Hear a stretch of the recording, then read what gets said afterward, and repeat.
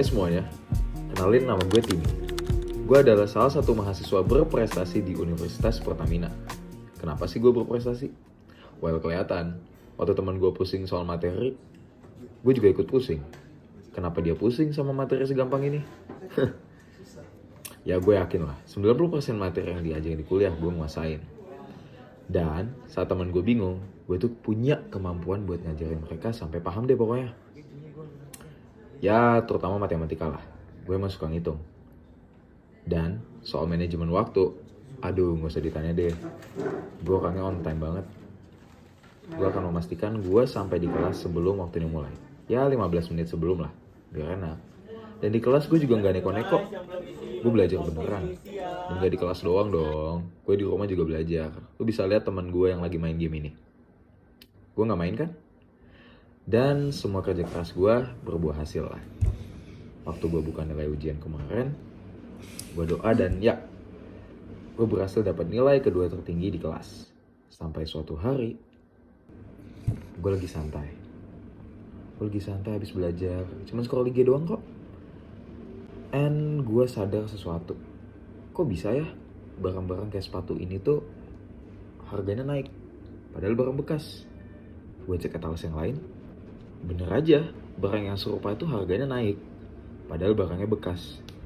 Dan gue jadi bingung. Mikir, apa gue bisnisin ya? Gue cek lah di platform lain kan. Weh, gue dapet informasi kalau memang ada barang yang kayak gitu. Gue cek di toko-toko lain untuk gue bisa cari barang-barang yang value naik untuk gue bisnisin. Dan disitulah gue memutuskan untuk berbisnis.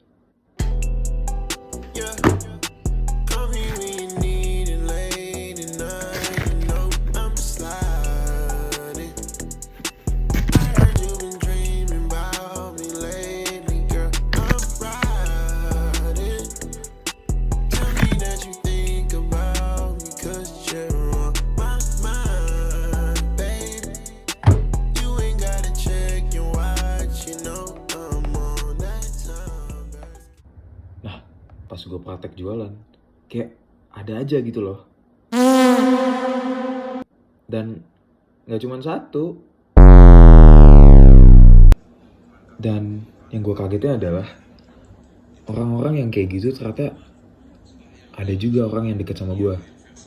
Teman-teman dekat gue sendiri, kayak 2 orang ini deh. Gue kaget, ternyata mereka kayak gini di belakang gue.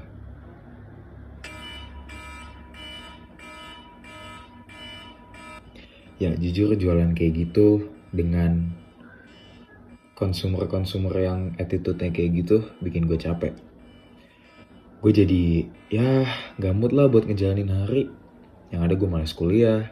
Gue cuma mikirin gimana caranya gue nge-improve bisnis gue supaya jualan gue laku. Dan ya rutinitas gue jadi hancur.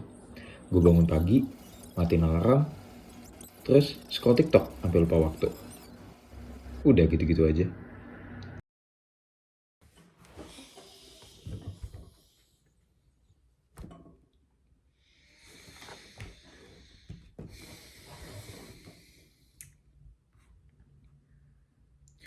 Besok ulangan lagi.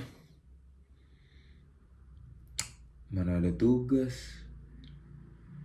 Tapi gue hari ini kan mau ada janjian buat jualan sepatu. Gampang lah, bisa pakai AI kan. ChatGPT. Jujur, karena mindset gue yang tadi, hidup gue jadi berubah. Jadi hancur. Gue jadi males. Di kelas, maunya tidur aja. Di rumah pas niat mau belajar, juga tidur. Tiap mau nyampe kampus sampai telat karena lupa waktu. Baju tiap mau masuk kelas berantakan.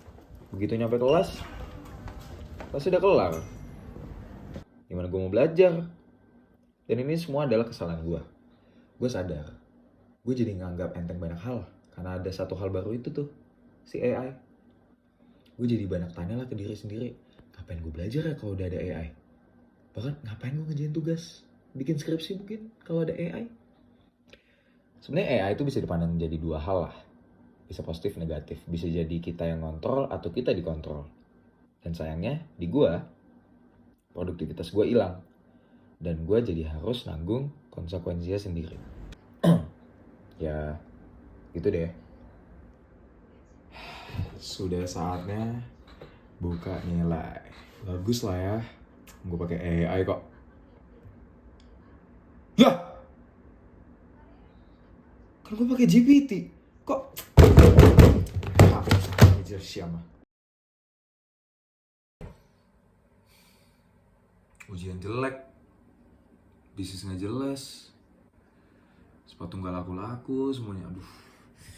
Gue ngapain ya? Aduh. Stres dah. Ini apa lagi? Banyak banget.